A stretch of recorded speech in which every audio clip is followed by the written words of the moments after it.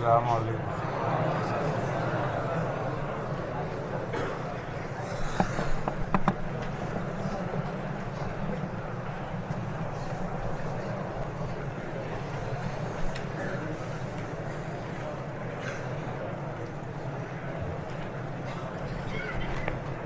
بریانی کے 15 منٹ پہلے گھٹا دیے ہیں.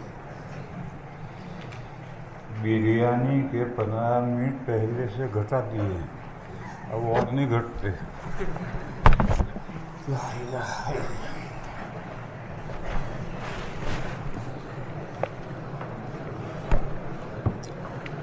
بسم اللہ الرحمن الرحیم.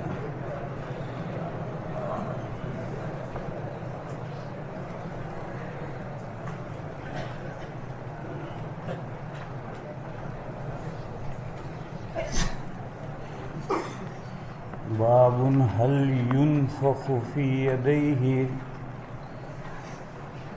بعدما يضرب بهما الصعيد للتيمم. حل چلایا ہے حضرت نے، مسئلے کا فیصلہ نہیں کیا. دیکھو، تیمم کرنے کے لیے اس نے مٹی پر ہاتھ مارے. اب پہلے پھونک دے، پھر مسح کرے، یا پھونکنا ضروری نہیں. باب میں یہ مسئلہ ہے کہ تیمم کے لیے مٹی پر دونوں ہاتھ مارے. اب اس کو چہرے پر پھیرنا ہے، ہاتھوں پر پھیرنا ہے، تو پہلے پھونک مار کر گرد مٹی اڑا دے، پھر چہرے پر پھیرے. یا گرد اڑانا نہیں چاہیے، گرد کے ساتھ ہی ہاتھ پھیرو. حضرت نے کوئی فیصلہ نہیں کیا، کیونکہ جو روایت ہے اس سے استدلال خفی ہے. حضرت عمر اور حضرت عمار اونٹ چرانے گئے. ایک درخت کے نیچے دونوں سو گئے.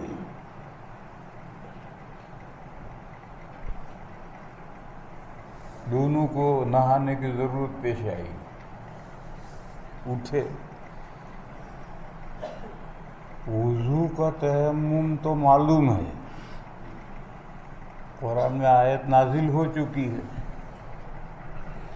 لیکن غسل جنابت کا تیمم کیسے کریں؟ غسل جنابت کے لیے تیمم کریں یا نہ کریں، اور کریں تو کیسے کریں؟ حضرت عمر نے تو نماز مؤخر کر دی. جب واپس آئے تو نہا کر نماز پڑھی. حضرت عمار نے غسل کو وضو پر قیاس کیا کہ جب وضو میں تیمم کی شریعت نے اجازت دی ہے تو غسل میں بھی اجازت ہے. غسل کا تیمم کیسے کرنا؟ تو انہوں نے کپڑے نکال کر زمین میں لوٹ لگائی. لوٹ لگانا، یہ محاورہ استعمال کر رہا.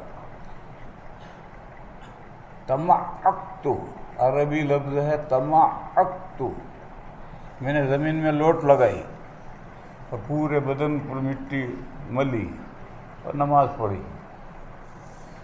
جب واپس آئے نبی پاک صلی اللہ تعالی علیہ وسلم کی خدمت میں تو حضور سے واقعہ ذکر کیا کہ انہوں نے نماز نہیں پڑھی، مؤخر کی، اور میں نے یوں کر کے نماز پڑھی. تو نبی پاک صلی اللہ علیہ وسلم نے فرمایا، دیکھو میری طرف.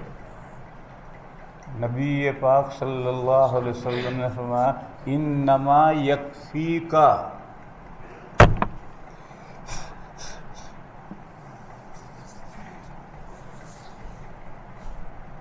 بس انما یکفیکا تک بولے.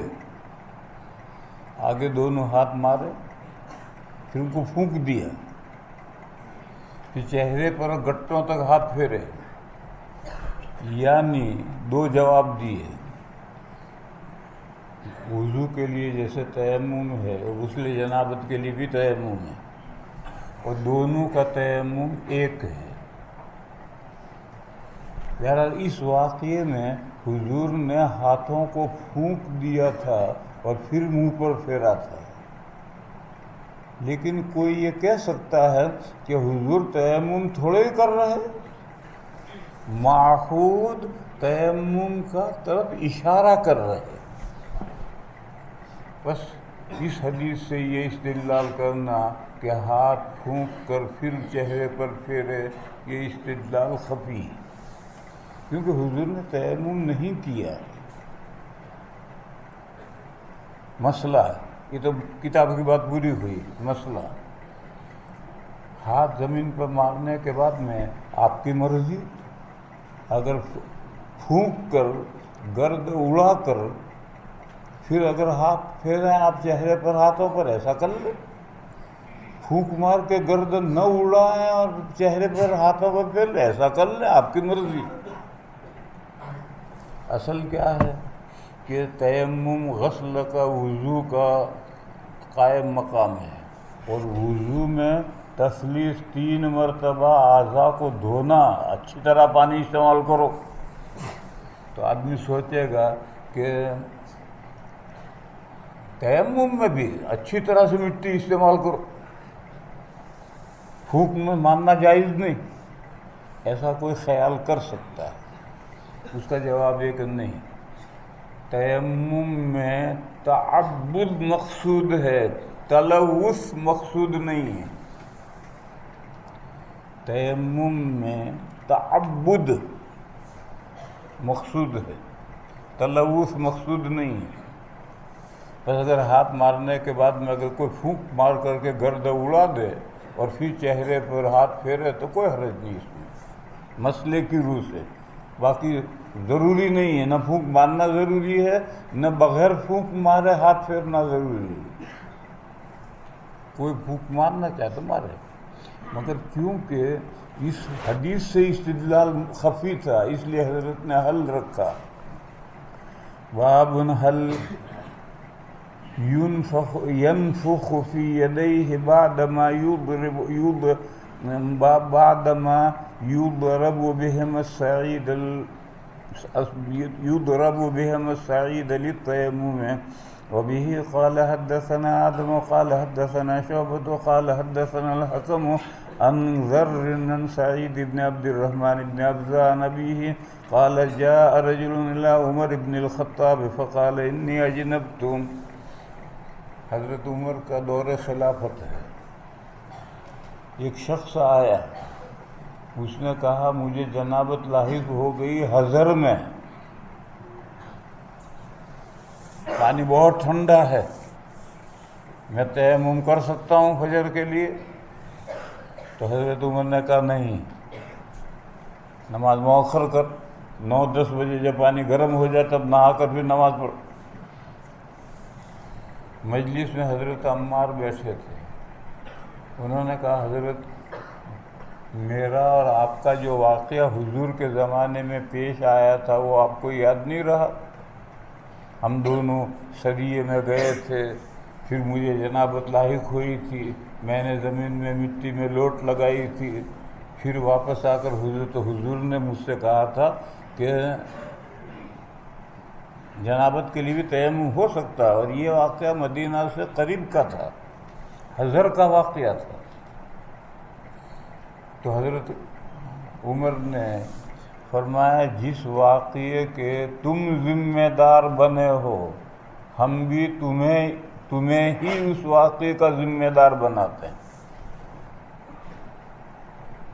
یعنی اس حضرت عمر کو واقعہ یاد ہے، مگر پھر بھی حضرت عمر نے اپنی رائے نہیں بدلی. مسئلہ جو بتایا تھا وہی مسئلہ کہ تیمم کی اجازت نہیں حضر میں.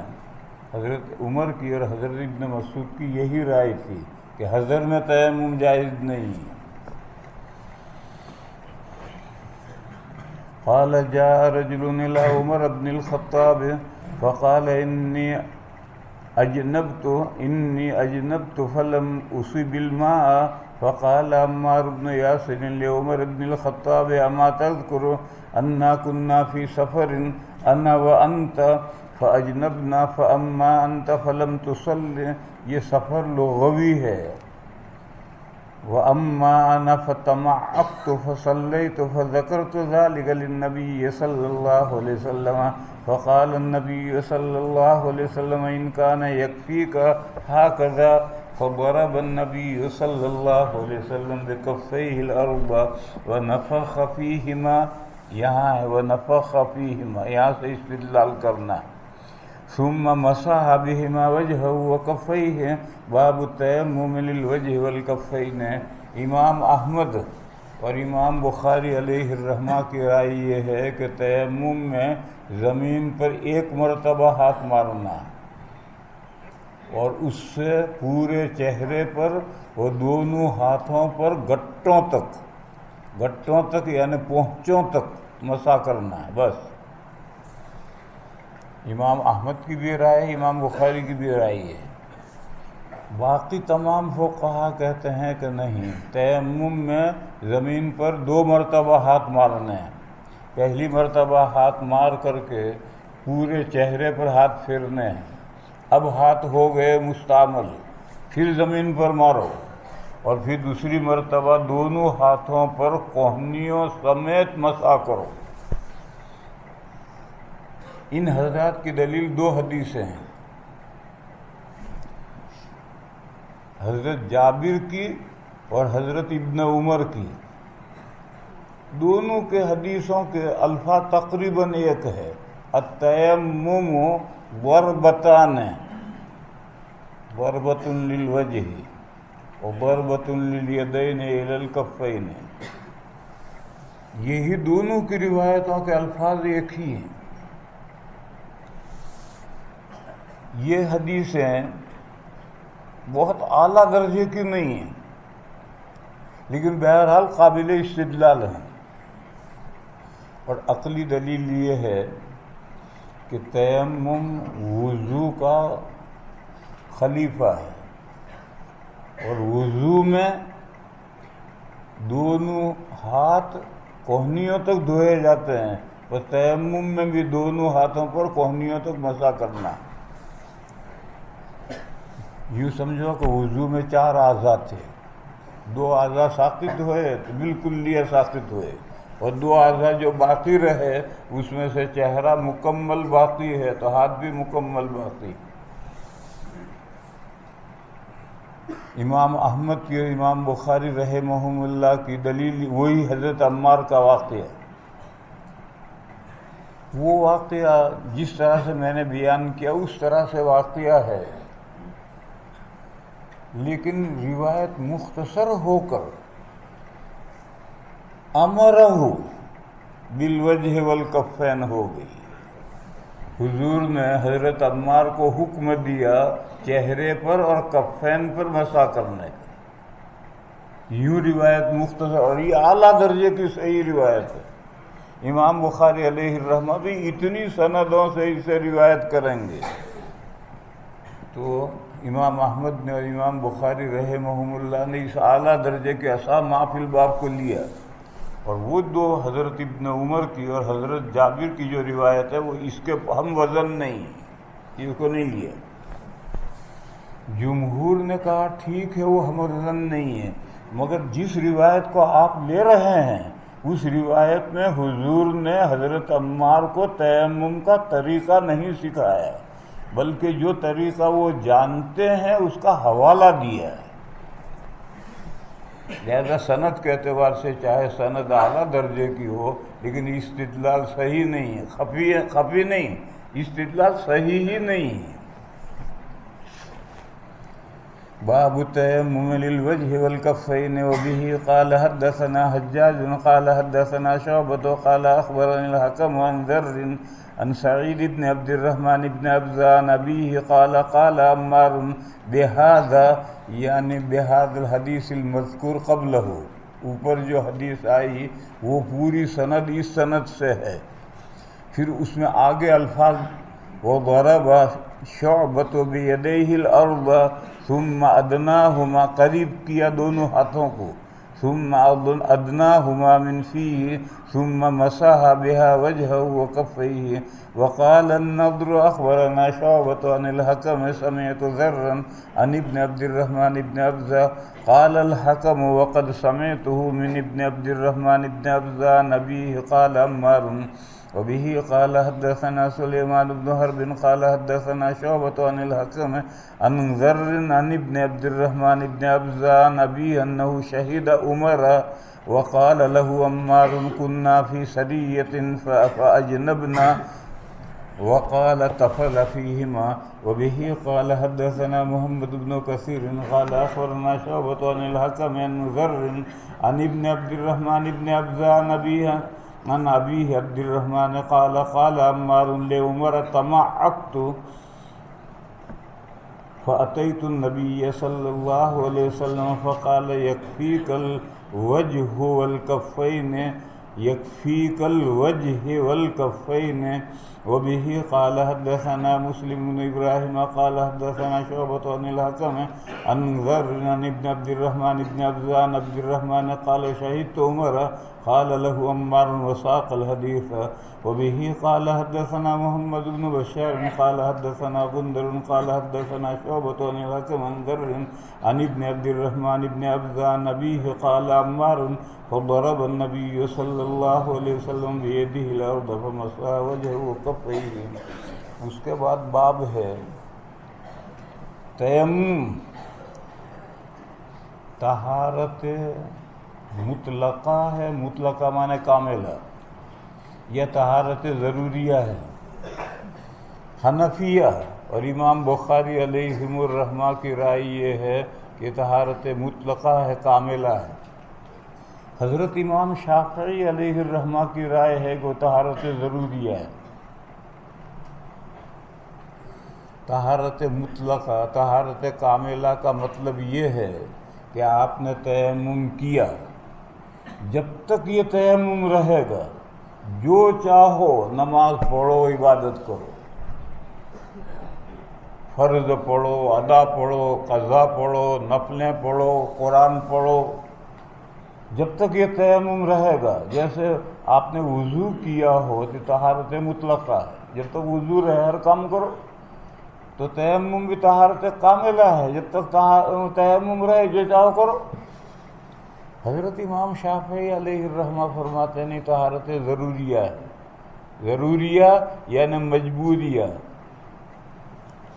بس آپ تیمم کر کیا آپ نے ظہر پڑھنے کے لیے تو ظہر پڑھ سکتے ہو، اس کے تابع نوافل سنتیں پڑھ سکتے ہو، لیکن اگر آپ کوئی دوسری قضا نماز پڑھنا چاہیں تو اس تیمم سے نہیں پڑھ سکتے۔ دوسرے فرض کے لیے آپ کو دوسرا تیمم کرنا پڑے گا۔ یہ حضرت امام شافعی علیہ الرحمہ کی رائے ہے۔ امام بخاری علیہ الرحمہ چونکہ اس مسئلے میں حنفیہ کے ساتھ ہیں، اس لیے وہ ایک ہی طرف کے دلائل پیش کریں گے۔ باب الصعید الطیب وضوء المسلم یکفیہ من الماء، یکفیہ من الماء کا مطلب یہ ہے کہ تیمم وضو کا قائم مقام ہے، نائب محتمم ہے، تو جو کام محتمم کرتا ہے وہ سارے کام نائب محتمم کرے گا۔ لیکن جب محتمم آ گیا تو نائب صاحب کا عمل ختم، پانی مل گیا اب تیمم گیا، لیکن جب تک پانی نہ ملے جو آپ نے غسل کے لیے تیمم کیا ہے، وضو کے لیے تیمم کیا ہے، وہ چلتا رہے گا۔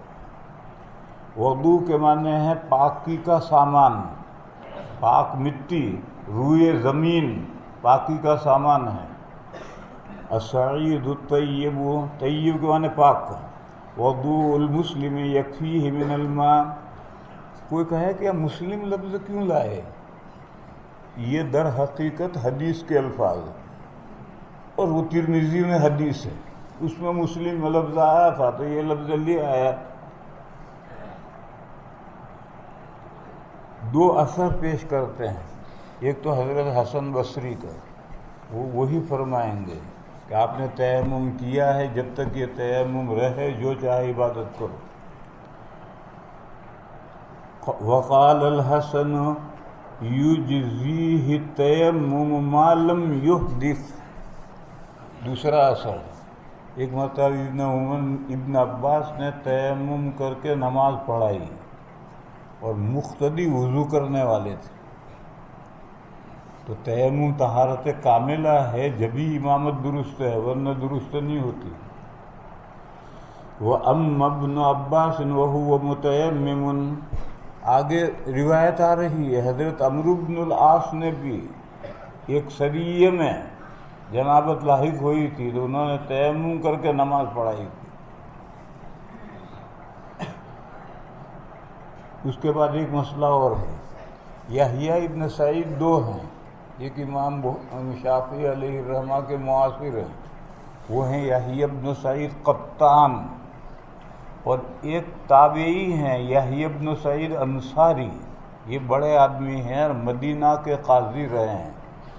انہوں نے مسئلہ بیان کیا کہ ریحی زمین پر آپ نماز بھی پڑھ سکتے ہیں، اسے تیمم بھی کر سکتے ہیں۔ پہلے میں نے بتلایا تھا کہ دھوبیوں کے یہاں ایک مٹی ہوتی ہے، اس کو کہتے ہیں ریح، وہ ریح خاص زمین میں سے نکلتی، وہ زمین ریحی زمین کہلاتی ہے۔ وہاں آپ نماز پڑھنا چاہیں پڑھیے، اس پر تیمم کرنا چاہیں کیجیے، یہ ایک نیا اختلافی مسئلہ ہے۔ حضرت امام شافعی علیہ الرحمہ فرماتے ہیں کہ مٹی کے لیے منبت ہونا ضروری ہے، جس مٹی میں گھاس اگانے کی صلاحیت ہے اسی پر تیمم ہو سکتا ہے۔ دوسرے فقہا کہتے ہیں کہ نہیں، منبت ہونا کوئی ضروری نہیں ہے، جنس ارض اس پر تیمم ہو سکتا ہے۔ اب یہ ریحی زمین یہ بھی جنس ارض ہے، لہذا سے تیمم ہو سکتا ہے۔ پتھر پر، اینٹ پر، وہ چیز جو آگ میں جل جاتی ہے یا پگھل جاتی ہے وہ جنس ارض سے نہیں ہے۔ جس چیز کو آگ میں ڈال لو، جیسے لکڑی آگ میں ڈالو جل جائے گی، یا لوہا تانبا پیتل آگ میں ڈالو پگھل جائے گا، تو جو چیز آگ میں جل جائے یا پگھل جائے وہ جنس ارض سے نہیں ہے۔ باقی سب چیزیں جنس ارض سے ہیں اور اس پر تیمم جائز ہے۔ وقال یحییٰ ابن سعید لا باس بالصلاة علی السبخة والتیمم بها وبه قال حدثني۔ اس کے بعد ایک بہت لمبی حدیث ہے، اس حدیث کا نام ہے لیلۃ التعریس کی حدیث۔ وہ رات جس میں حضور کی فجر کی نماز قضا ہو گئی تھی، سورج نکلنے کے بعد آنکھ کھلی تھی، وہ واقعہ ہے، لیلۃ التعریس کا واقعہ ہے۔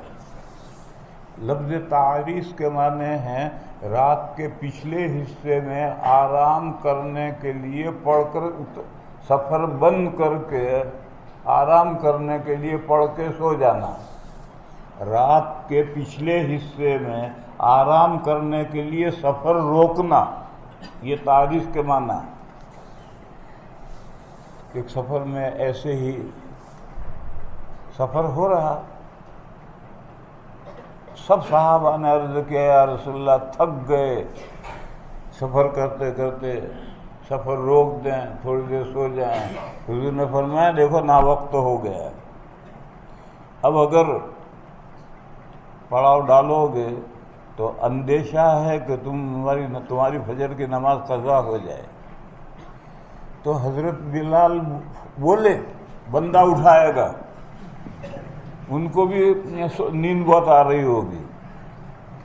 تو حضور نے فرمایا ٹھیک ہے بھی سب کہتے ہو، سفر روک دیا، سب پڑھ کے سو گئے۔ حضرت بلال اونٹ کے کجاوے سے ٹیک لگا کر مشرق کی طرف منہ کر کے بیٹھے کہ سورج نکل کے صبح صادق ہوتے ہی اذان دوں گا، سب کو اٹھاؤں گا۔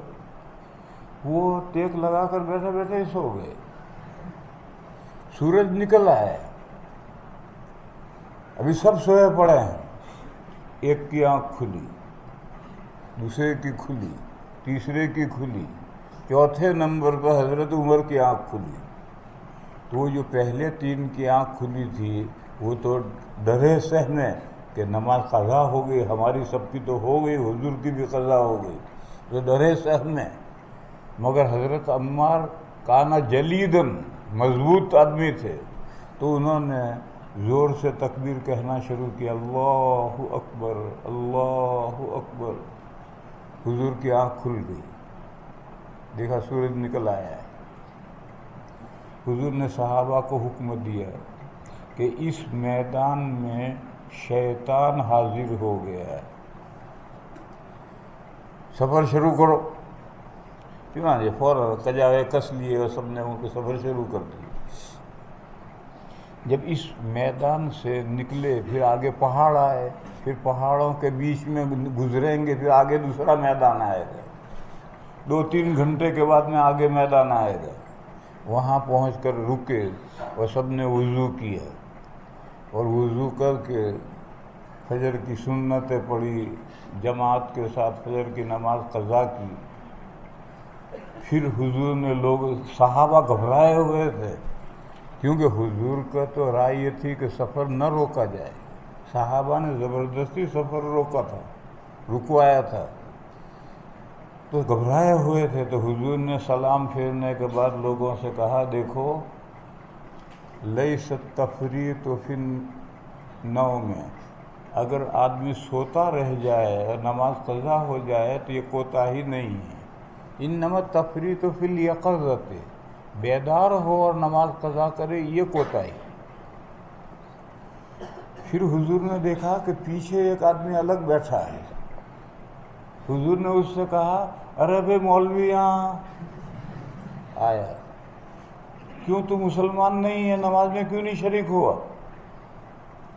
تو اس نے کہا، یا رسول اللہ مجھے جنابت لاحق ہوئی ہے اور پانی نہیں ہے۔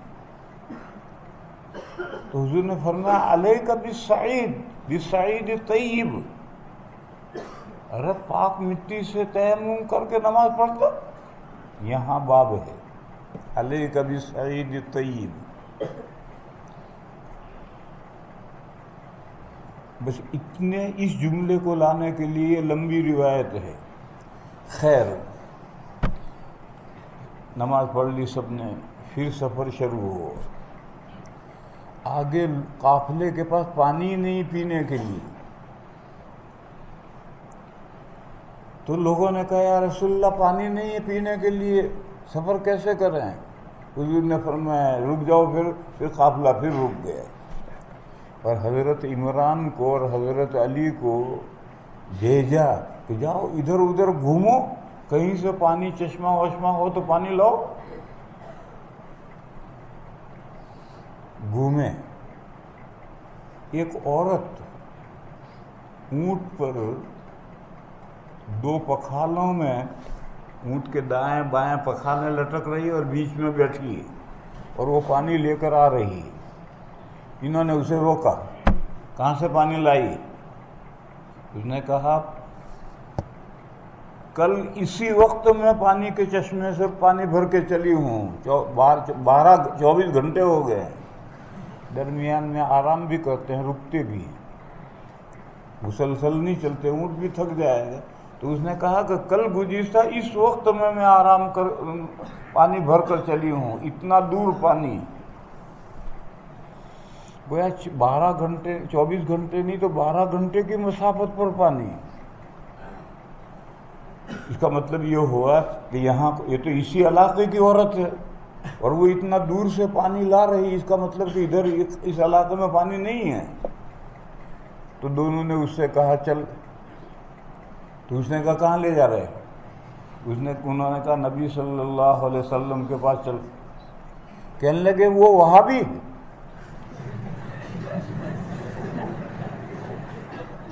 تو انہوں نے کہا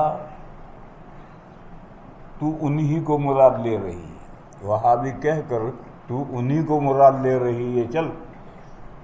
اب مرتی کیا نہ کرتی، ایک عورت ہے، 2 موٹے تگڑے آدمی ہیں، بہرحال وہ اس کو لے آئے اور حضور سے عرض کیا کہ یہ عورت یہ کہتی ہے کہ اتنے قریب میں کہیں پانی نہیں ہے۔ حضور نے فرمایا کہ اس کو اونٹ پر سے اتار لو، سیڑھی ویڑھی رکھ کر کے کوئی اتار لیا۔ پھر حضور نے فرمایا کہ ان پکھالوں کے جو اوپر کے منہ ہیں وہ کھول لو، کھول لیے۔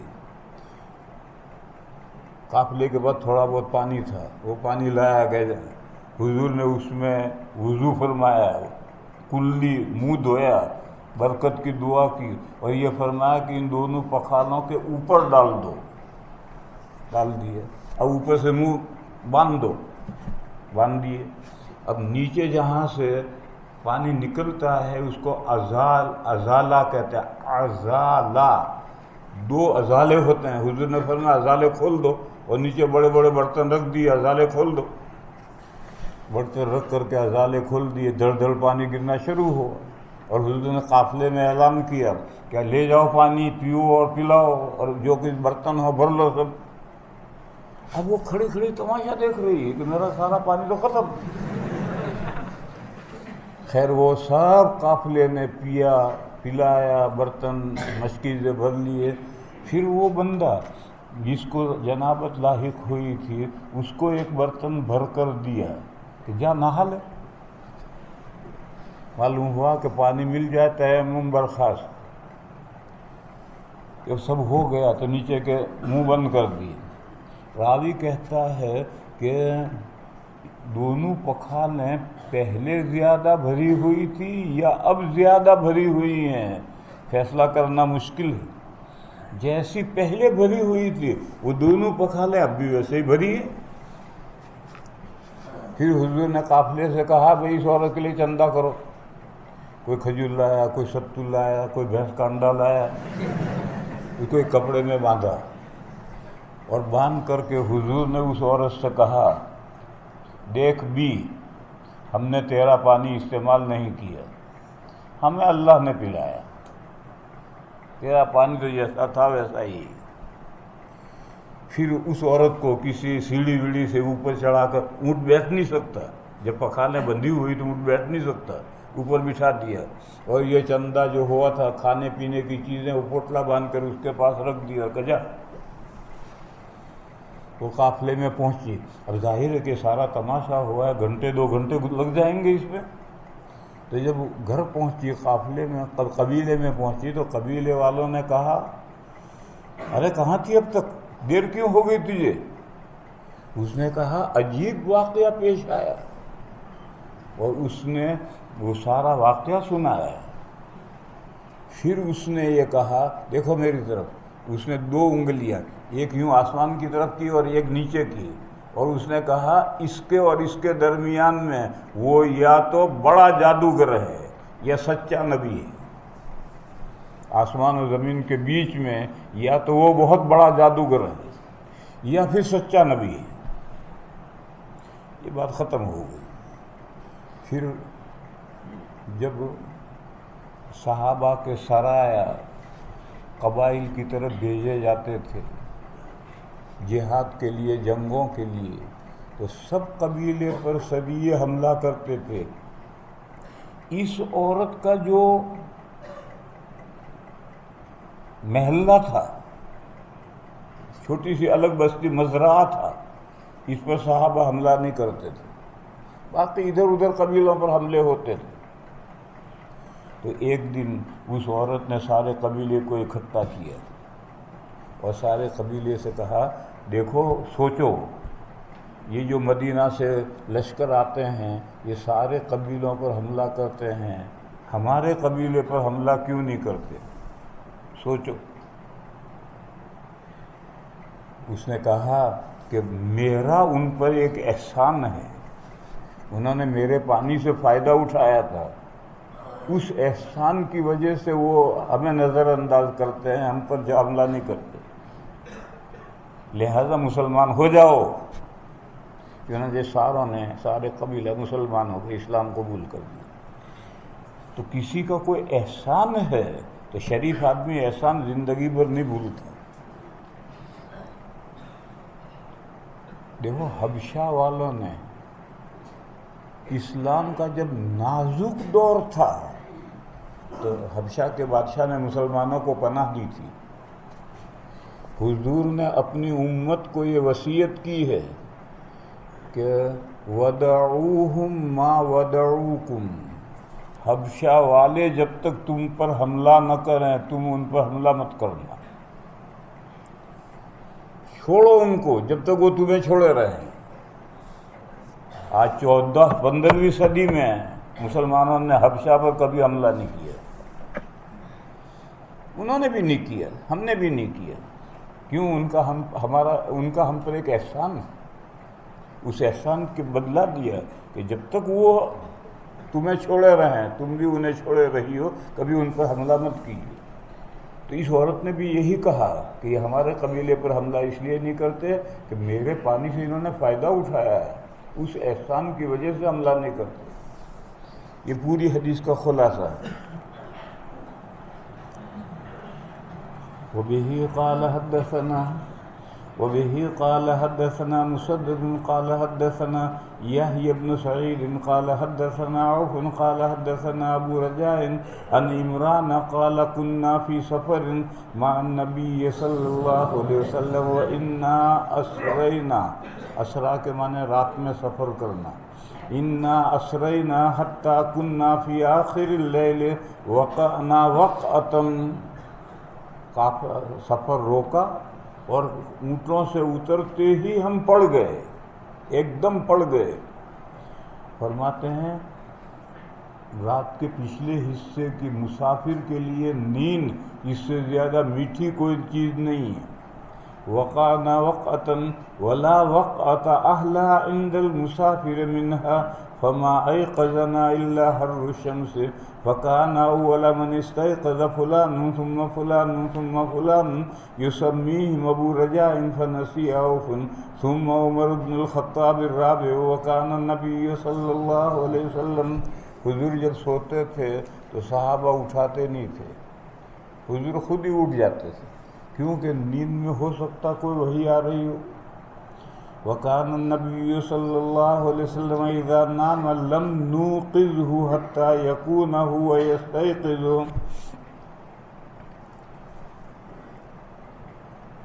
افریقہ میں ایک غیر مقلدوں کا مدرسہ ہے، وہاں ہمارا دارالعلوم کا ایک فاضل وہاں پڑھاتا ہے، بہار کا ہے، بہت پرانا فاضل ہے۔ وہ آیا تھا ایک مرتبہ، اس نے سنا ہے کہ اس مدرسے میں قانون ہے کوئی شخص فجر کے لیے کسی کو اٹھائے گا نہیں، نہ طالب علم کو نہ استاد کو۔ کیوں؟ حضور نے فرمایا ہے لیس التفریط لیس فی النوم التفریط، کوئی اٹھائے گا نہیں۔ بنارس میں ان کا مدرسہ ہے، ایک مرتبہ میں فجر کی نماز پڑھ کر کے ان کے مدرسے میں گیا تھا ان کے ریکٹر سے ملنے کے لیے، وہ ریکٹر اب نہیں رہے، ٹریکٹر میں چلے گئے۔ تو میں مدرسے میں ہم گئے تو دربان سمیت سب سوئے پڑے تھے پورے مدرسے میں۔ ان کے حدیث ہے کہ نیند میں کوتاہی نہیں، جب تک سو رہا ہے سونے کو، حدیث مل جانی چاہیے کوئی بھی۔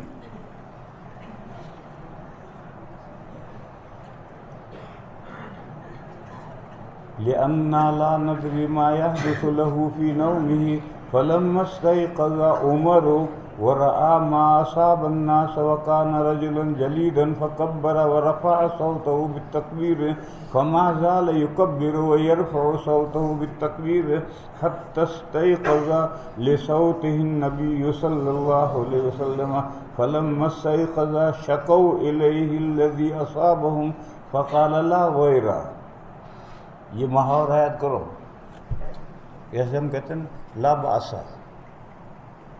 نو پرابلم، ایسا ہی یہ محاورہ ہے لا ضیرہ، اور لا ضیرہ کے بجائے لا یضیر آپ کہیں تو یہ لا یضیر کہو۔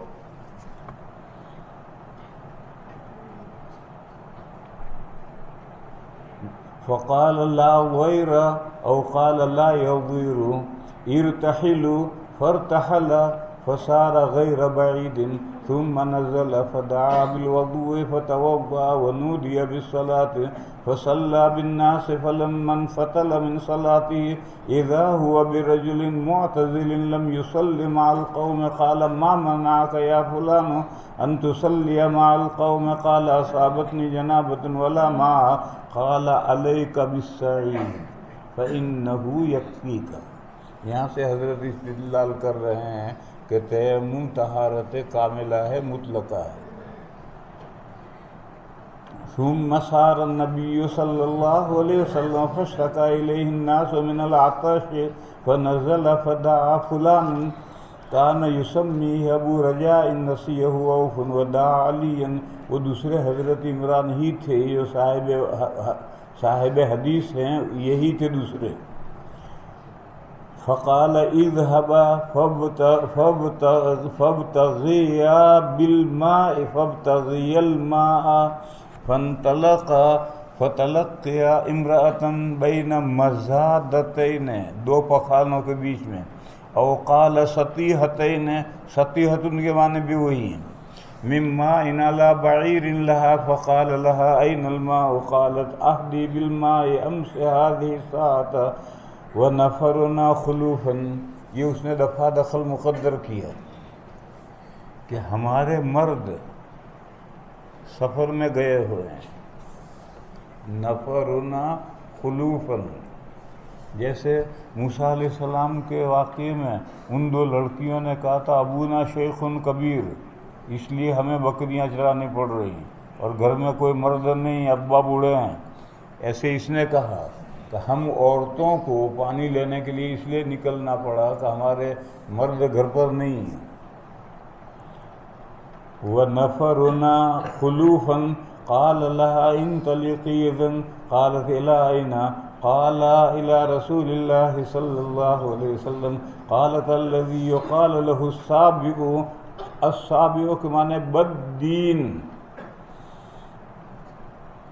یہ جو بریلوی والے جو ہیں وہابی اسی معنی میں استعمال کرتے ہیں، وہ ہمیں جو وہابی کہتے ہیں یعنی بددین۔ 24 نمبر کا بھی یہی مطلب ہے، وہابی کا واو، دو چشمی ہا، الف با یا، ان کے ابجد سے نمبر 24 نکلتے ہیں۔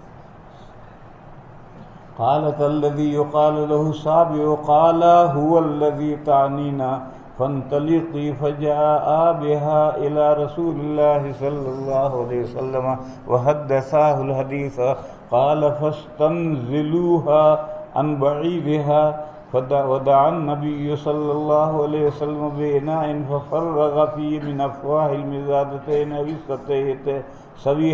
سطيحتين، اوپر کے منہ کھول کر پانی برکت والا اوپر سے ڈالا۔ وَأَوْقَعَ أَفْوَاهُمَا، پھر اوپر باندھ دیے۔ وَأَطْلَقَ الْأَزَالِيَّ وَنُودِيَ فِي النَّاسِ أَسْقُوا وَاسْتَقُوا فَسَقَى مَنْ سَقَى وَاسْتَقَى مَنْ شَاءَ وَكَانَ آخِرُ ذَلِكَ أَنْ أُعْطِيَ الَّذِي أَصَابَتْهُ الْجَنَابَةُ إِنَاءٌ مِّن مَّاءٍ قَالَ اذْهَبْ فَأَفْرِغْهُ عَلَيْكَ وهي قائمة تنظر إلى ما يفعل بمائها وأيم الله لقد أقلع عنها، پانی لینے سے رکا گیا۔ وإنه ليخيل إلينا أنها أشد ملأة منها حين ابتدأ فيها، فقال النبي صلى الله عليه وسلم اجمعوا له، فجمعوا لها من بين عجوة ودقيقة وسويقة حتى جمعوا لها طعاما فجعلوه في ثوب وحملوها على بعيرها ووضعوا الثوب بين يديها فقال لها تعلمين ما رزقنا، نہیں گھٹایا ہم نے، ما رزقنا من مائك شيئا ولكن الله هو الذي أسقانا، فأتت أهلها وقد احتبست عنهم قالوا ما حبسك يا فلانة قال العجب لقيني رجلان فذهبا بي إلى هذا الرجل الذي يقال له الصابئ ففعل كذا وكذا فوالله إنه لأسحر الناس من بين هذه وهذه وقالت بإصبعيه الوسطى والسبابة فرفعتهما إلى السماء تعني السماء والأرض أو إنه لرسول الله حقا.